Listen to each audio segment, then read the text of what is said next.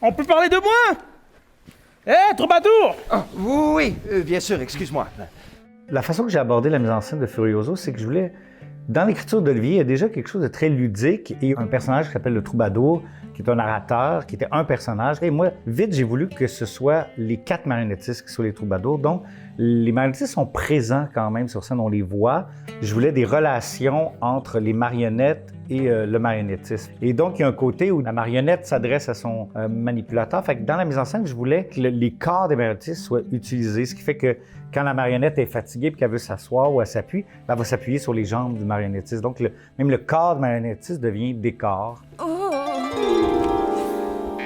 Hey! Tu l'as endormi! T'as pas le droit!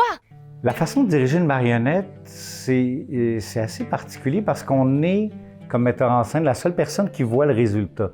Le marionnettiste est dans la position la pire parce qu'il est derrière ou dessous ou au-dessus, fait qu'il voit pas nécessairement le résultat. On est vraiment le miroir, on est l'œil qui voit.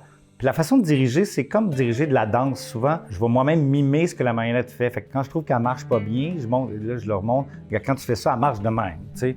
Ils font « Ah, OK, là, ils comprennent que ça fonctionne pas. » Il y a quelque chose proche de la danse ou du jeu physique ou du clown ou du cirque.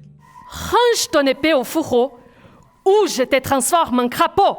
Cette histoire raconte plusieurs choses aux enfants, entre autres, cette idée des différences et des ressemblances. C'est-à-dire que dans la pièce, les 2 ennemis vont finalement se retrouver avec pas mal d'affinités. Et aussi, on va déconstruire les préjugés. C'est-à-dire que la princesse est peut-être moins princesse qu'on pense.